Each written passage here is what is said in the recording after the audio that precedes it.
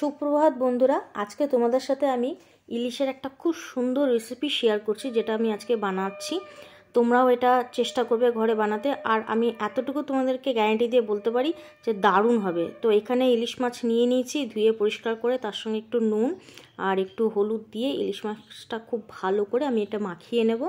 আর আজকের রেসিপিটা কিন্তু একদম মশলা ছাড়া হবে, জাস্ট দু একটা প্রয়োজনীয় উপকরণ এর মধ্যে পড়বে, ব্যাস, আর কিচ্ছু না।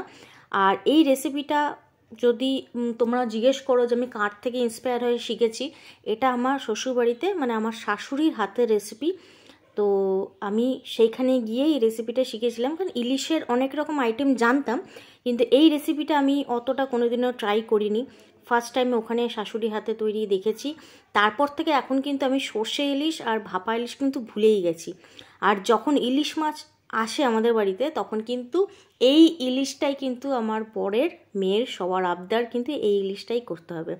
তো আজকে তোমাদেরকে আমি একটা ভিডিও শেয়ার করেছিলাম দু একদিন আগে, যে আমার শ্বশুরবাড়ির লোকজন সবাই আসছে, আমার শ্বশুর শাশুড়ি ননদ ভাসুর। তো সেদিনকারই এটা রেসিপি আমি বানিয়েছিলাম, যেটা আজকে তোমাদের সাথে শেয়ার করছি। তো ওরাও ঠিক এরকম করে ইলিশ মাছের ঝোল খেতে ভালোবাসে। তো চলো রেসিপিটা পুরো দেখতে থাকো। আর আমার ভিডিও যদি তোমাদের ভালো লাগছে, অবশ্যই কিন্তু ভালোবেসে আমার পাশে থেকো, আর সবার সাথে আমার ভিডিওটা কিন্তু শেয়ার করো। তো দেখো, আমার নুন হলুদ মাখানো হয়ে গেছে। এখন মাছগুলোর মধ্যে কিছুক্ষণ রেখে দেবো।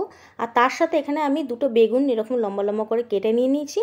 আর এখানে আমি দেবো 4টে কাঁচা লঙ্কা। তো চলো রান্নাটা শুরু করি।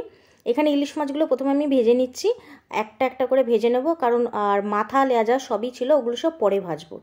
তারপরে সেই তেলেই আমি কিন্তু বেগুনগুলো অল্প হালকা ভেজে নেব।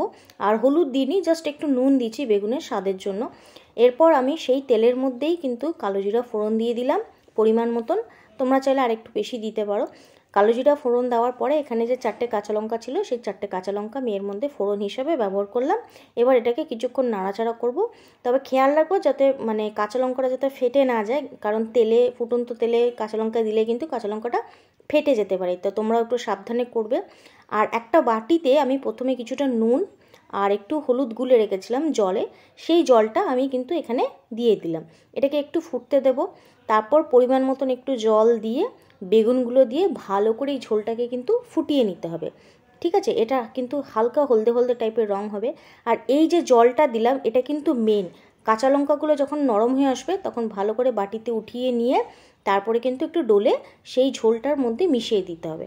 এবার যখন মাছের ঝোলটা ফুটে উঠবে, তখন মাছটা দিয়ে কিছুক্ষণ রেখে ঢাকনা দিয়ে নামিয়ে নিলেই হয়ে গেল কিন্তু আমার ইলিশ মাছের বেগুনের ঝাল। দারুণ লাগে খেতে। তোমরা অবশ্যই এটা ট্রাই করে আমাকে বলবে কেমন হয়েছে। আর অবশ্যই কিন্তু আমার সবসময় পাশে থেকো। ঠিক আছে, টাটা।